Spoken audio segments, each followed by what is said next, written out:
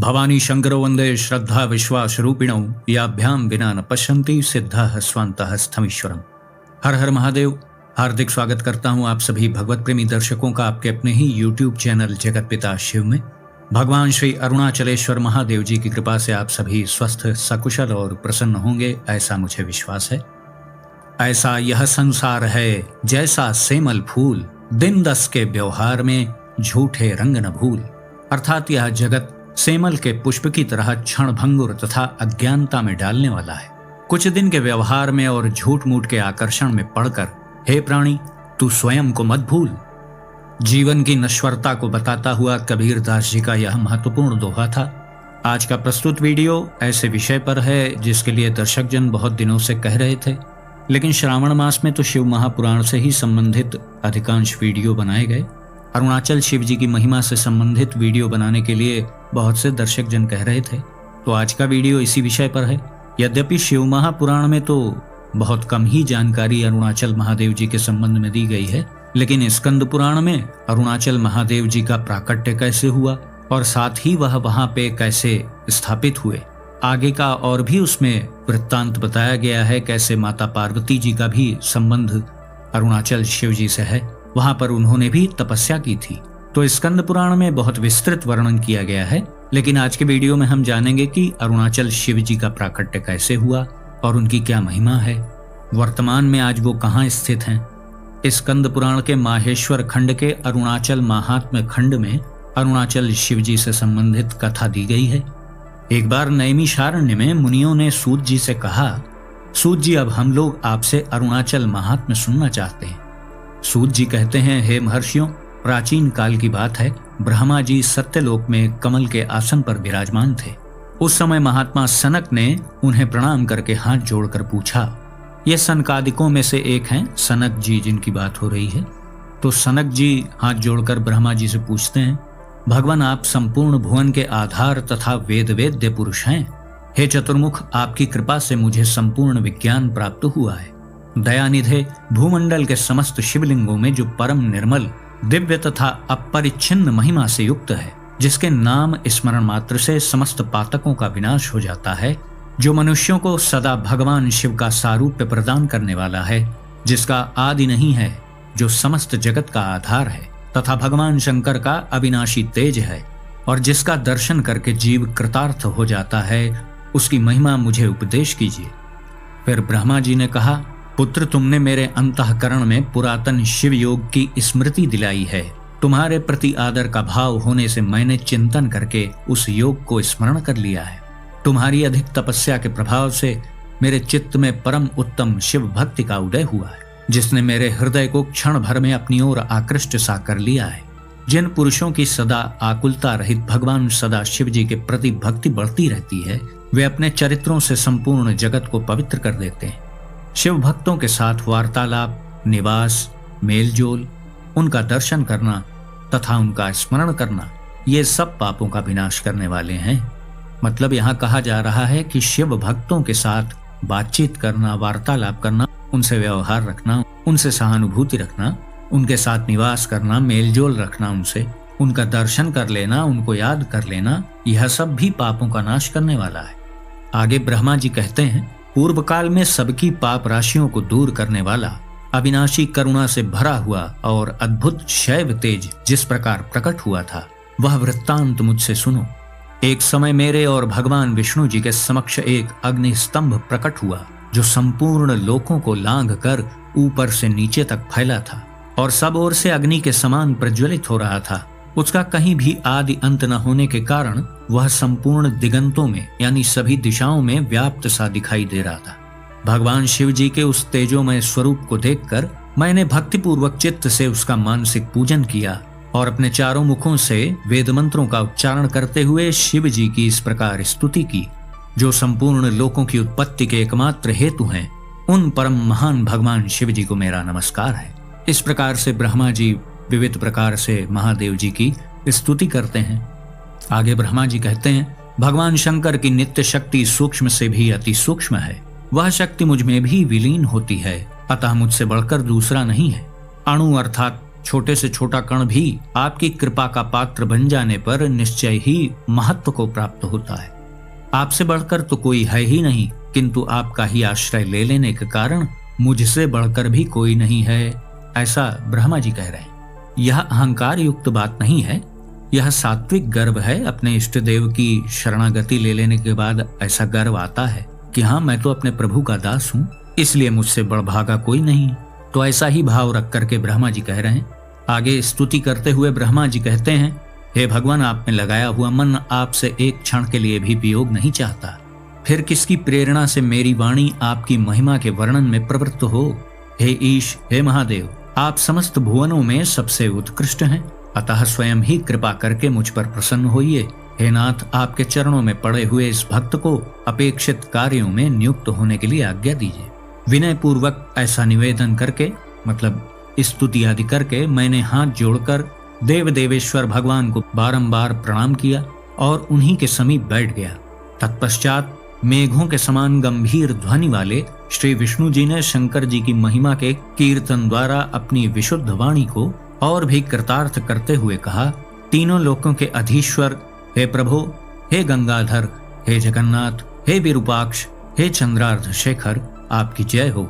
हे शंभो, आपकी दया असीम है और वह भक्त जनों पर सदा अकारण बढ़ती रहती है, जिससे उन भक्तों में स्वच्छ एवं पूर्ण ज्ञान का आधान होता है। प्रायः संपूर्ण विद्याओं का पालन और समस्त ऐश्वर्यों का संग्रह भी आपकी कृपा से ही संभव है। आपको जानने में आप ही केवल समर्थ हैं, अथवा जिसको आपका कृपा प्रसाद प्राप्त है वही समर्थ हो सकता है। इस प्रकार भगवान विष्णु जी भी महादेव जी की स्तुति करते हैं। स्तुति कर लेने के बाद आगे विष्णु जी कहते हैं, हे देव, हे शंकर, हे सर्वाधार, आप कृपा करके हमारे नेत्रों को आनंद प्रदान करने वाली अपनी दिव्य मूर्ति का दर्शन कराइए। इस प्रकार श्रद्धा और भक्ति के साथ प्रणाम और स्तुति करने वाले ब्रह्मा और भगवान विष्णु के ऊपर भगवान शंकर बहुत प्रसन्न हुए तथा उस तेजोमय स्तंभ से, जो अग्नि स्तंभ था जिसका पार नहीं पा पाए थे ब्रह्मा और विष्णु, उसी से महादेव जी गौर वर्ण नीलकंठ पुरुष रूप से प्रकट हुए। उनके मस्तक पर अर्धचंद्र का मुकुट शोभा पा रहा था और उनके 4 हाथ थे। उन चारों हाथों में परशु, बाल मृग तथा अभय और विश्राम की मुद्राएं थी।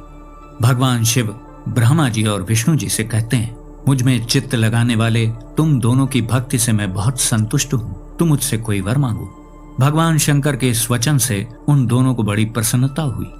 उन्होंने हाथ जोड़कर अपना अपना पृथक प्रयोजन निवेदन किया और कभी परास्त न होने वाले त्रिभुवन विधाता भगवान शिव का वैदिक मंत्रों से स्तवन करते हुए इस प्रकार कहा, भगवान, आपके इस दिव्य रूप को हम नमस्कार करते हैं। आप सतत वर देने वाले ईश्वर हैं, तेजोमय हैं, देवताओं में सबसे श्रेष्ठ महादेव हैं तथा योगियों के ध्यान करने योग्य निरंजन ब्रह्म रूप हैं। हे देव, आपने अपने तेज से संपूर्ण आकाश का अंतराल परिपूर्ण कर रखा है। मतलब यहाँ पर ब्रह्मा विष्णु जी उस अग्नि स्तंभ के विषय में कह रहे हैं कि संपूर्ण आकाश का अंतराल परिपूर्ण कर रखा है आपने। इससे तो क्षण भर में ऐसी स्थिति हो जाएगी कि पता ही नहीं चलेगा कि देवताओं का निवास स्थान कहाँ था। समस्त देवलोक भस्म हो जाना चाह रहा है, ऐसा लग रहा है।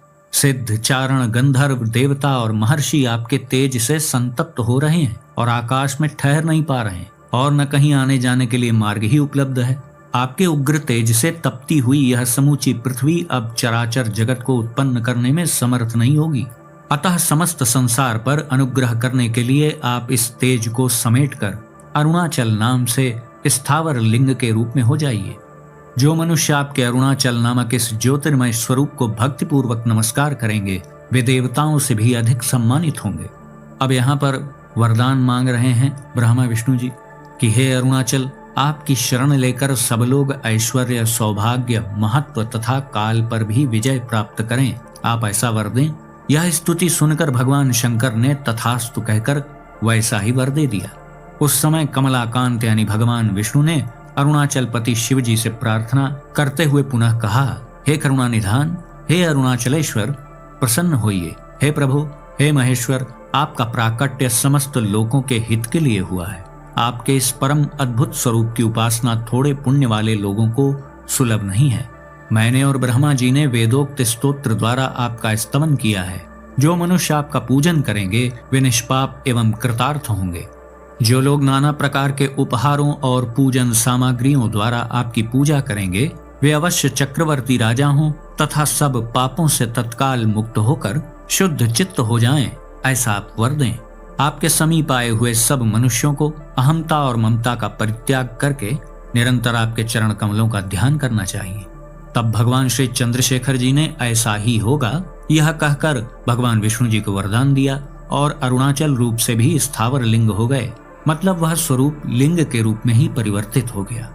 समस्त लोकों का एकमात्र कारण यह तेजस लिंग अरुणाचल नाम से विख्यात होकर इस भूतल पर दृष्टिगोचर हो रहा है। प्रलय काल में संपूर्ण लोकों को अपने भीतर डुबो देने वाले समुद्र भी इस अरुणाचल के निकट की भूमि का स्पर्श तक नहीं कर पाते। तो ऐसे महात्म्य का वर्णन है स्कंद पुराण में। आगे स्कंद पुराण में और भी अरुणाचल शिव से संबंधित कथाएं हैं, लेकिन यह वीडियो बहुत लंबा हो जाएगा, इसलिए यदि आप दर्शक जन चाहेंगे तो इसके आगे और भी वर्णन है तो उस पर भी वीडियो बनाया जाएगा। फिलहाल तो इस वीडियो में हम अरुणाचलेश्वर की उत्पत्ति और उनकी महिमा से संबंधित जानकारी पर चर्चा कर रहे थे। अरुणाचलेश्वर नामक यह अत्यंत प्राचीन तीर्थ तमिलनाडु राज्य के तिरुवन्नमलाई शहर में स्थित है। यह एक विशालकाय पर्वत है। इसे आध्यात्मिक ऊर्जा और भक्ति का प्रतीक माना जाता है। इस पर्वत को भी भगवान शिव का ही स्वरूप समझा जाता है और इस पर्वत की तलहटी में ही अरुणाचलेश्वर महादेव जी का मंदिर है। अरुणाचल पहाड़ी का जो महत्व है वह हिंदू पौराणिक कथाओं और इतिहास में गहराई से निहित है। यहाँ पर ब्रह्मा विष्णु में भी विवाद हुआ कि उनमें सर्वोच्च कौन है। फिर इस अग्नि स्तंभ की शुरुआत या अंत का पता लगाने में वो असमर्थ रहे तो ब्रह्मा और विष्णु जी ने भी महादेव जी की सर्वोच्चता को स्वीकार किया। इसी घटना को प्रतिवर्ष यहाँ एक आयोजन के रूप में मनाया जाता है जिसे कार्तिकेय दीपम के रूप में जाना जाता है।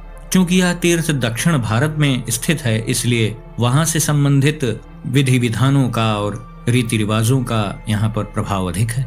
यहाँ अरुणाचल पर्वत के ऊपर एक विशाल प्रकाश स्तंभ जलाया जाता है जो उस वास्तविक अग्नि स्तंभ का प्रतीक है। अरुणाचलेश्वर को भगवान शिवजी का भौतिक अवतार माना जाता है। इस पहाड़ी को लाल पहाड़ी के रूप में भी जाना जाता है। यहाँ आए हुए तीर्थयात्रियों और भक्तों का मानना है कि पहाड़ी की परिक्रमा करने से अपार आध्यात्मिक लाभ मिलता है और पापों से मुक्ति मिलती है। यहाँ पर पर्वत की परिक्रमा को यानी उसकी प्रदक्षिणा को गिरिवलम नाम से जाना जाता है। अरुणाचल पर्वत की तलहटी में ही अरुणाचलेश्वर मंदिर स्थित है जो भारत के सबसे बड़े और सबसे महत्वपूर्ण शिव मंदिरों में से एक है। यह शिवजी का बहुत विशालकाय मंदिर है। अपनी भव्य वास्तुकला और जटिल नक्काशी के कारण यह मंदिर हर साल बहुत से तीर्थयात्रियों को आकर्षित करता है। इतिहास और आध्यात्मिक माहौल से भरपूर यह मंदिर परिसर ईश्वरीय आशीर्वाद पाने वाले भक्तों के लिए एक केंद्र बिंदु के रूप में सदैव कार्य करता रहता है। यह तीर्थ बहुत प्राचीन काल से ही संतों, ऋषियों, आध्यात्मिक साधकों के लिए आकर्षण का केंद्र रहा है। इस पर्वत की शक्तिशाली ऊर्जा ने बहुत से व्यक्तियों को आकर्षित किया है जिन्होंने अपना निवास स्थान भी वहां बनाया। और इसमें सबसे महत्वपूर्ण नाम तो श्री रमण महर्षि जी का है, जिनके मार्गदर्शन और ज्ञान ने लोगों के आध्यात्मिक जीवन को गहराई से प्रभावित किया। रमण महर्षि जी ने अपना अधिकांश जीवन इसी तीर्थ क्षेत्र में बिताया। इस पर्वत को ही वो अपना गुरु मानते थे। अरुणाचलेश्वर तीर्थ में आने वाले जो भी आगंतुक हैं या भक्तजन हैं वह एक अनोखी विचित्र शक्तिशाली आध्यात्मिक ऊर्जा का अनुभव करते हैं और यह भी कहा जाता है कि यह ऊर्जा ध्यान करने में, आत्म साक्षात की ओर आगे बढ़ने में और आंतरिक परिवर्तन में हमारी बड़ी सहायता करती है। पहाड़ी का वातावरण शांति की गहरी भावना को बढ़ावा देता है जो इसे आध्यात्मिक अभ्यास, ध्यान, आत्मनिरीक्षण आदि के लिए एक आदर्श स्थान बनाता है। इतिहास में अरुणाचलेश्वर महादेव जी से जुड़ी बहुत सी चमत्कारी घटनाएं भी हैं। इनमें स्वतः स्फूर्त उपचार, दर्शन और गहन आध्यात्मिक अनुभव शामिल हैं। मतलब यहाँ पर जाने पर स्वतः स्वस्फूर्त उपचार होता है, यानी यहाँ के वातावरण में ही ऐसा प्रभाव है कि आप जाएंगे तो आप बहुत ऊर्जावान अपने आप को महसूस करेंगे। अरुणाचलेश्वर महादेव जी का दर्शन करना भी आपको एक गहन आध्यात्मिक अनुभव दे सकता है। ऐसी घटनाएं अरुणाचलेश्वर महादेव जी की महिमा में हमारे विश्वास को और भी पुष्ट करती हैं। यहाँ पर जितनी भी प्रथाएं हैं उनमें सबसे महत्वपूर्ण प्रथा है पर्वत की परिक्रमा यानी प्रदक्षिणा करना। उसे ही गिरिवलम नाम से यहाँ पर जाना जाता है। पहाड़ी के चारों ओर 14 किलोमीटर लंबी यह पैदल यात्रा होती है, जिसे गिरिवलम परिक्रमा आदि कहते हैं। प्रत्येक महीने पूर्णिमा की रात्रि को नंगे पैर यहाँ पर सभी लोग इस पवित्र पर्वत की परिक्रमा करते हैं और माना जाता है कि इससे हमें महादेव जी का आशीर्वाद प्राप्त होता है, मनोकामनाओं की पूर्ति होती है और हमारा आध्यात्मिक विकास होता है। विशेष रूप से अरुणाचलेश्वर महादेव जी का जो ये तीर्थ है, वह ध्यान करने वालों के लिए और आध्यात्मिक विश्राम की तलाश में रहने वाले लोगों के लिए बहुत ही उत्तम स्थान है। शांत वातावरण और पहाड़ी की आध्यात्मिक ऊर्जा इसे गहन ध्यान और चिंतन के लिए एक आदर्श स्थान बनाती है। मूल रूप से इन बातों का निचोड़ जान लें कि अरुणाचलेश्वर महादेव जी को भगवान शिव का भौतिक स्वरूप और एक शक्तिशाली आध्यात्मिक केंद्र माना जाता है, जो आध्यात्मिक विकास और ज्ञान की चाह रखने वाले संतों, ऋषियों, भक्तों आदि को आकर्षित करता है। तो आपने जाना कि अरुणाचलेश्वर महादेव जी की क्या महिमा है और कैसे हम इनकी सेवा से, इनके दर्शन, इनके पूजन से अपने आध्यात्मिक जीवन को ऊंचाइयों पर ले जा सकते हैं। तो आज का वीडियो हम यहीं समाप्त करते हैं। आशा करता हूं जो भी जानकारी आपको दी गई वो आपको अच्छी लगी होगी। यदि वीडियो आपको पसंद आया तो इसे लाइक करें, अपने मित्रों, बंधु बांधवों के साथ शेयर करें। यदि इस चैनल का वीडियो आप पहली बार देख रहे हैं तो कृपया इस चैनल को सब्सक्राइब करें और बेल आइकन को भी अवश्य प्रेस कर दीजिएगा, जिससे आगे आने वाले मेरे सभी वीडियो के नोटिफिकेशंस आपको मिलते रहें। तो भगवान श्री गिरीश्वर महादेव जी से मैं ऐसी प्रार्थना करता हूं कि वो आप सभी को सदा सुखी, स्वस्थ और ऊर्जावान बनाए रखें। मिलते हैं अगले वीडियो में एक नई और उपयोगी जानकारी के साथ। तब तक के लिए आप सभी भगवत प्रेमी भक्तों को हर हर महादेव।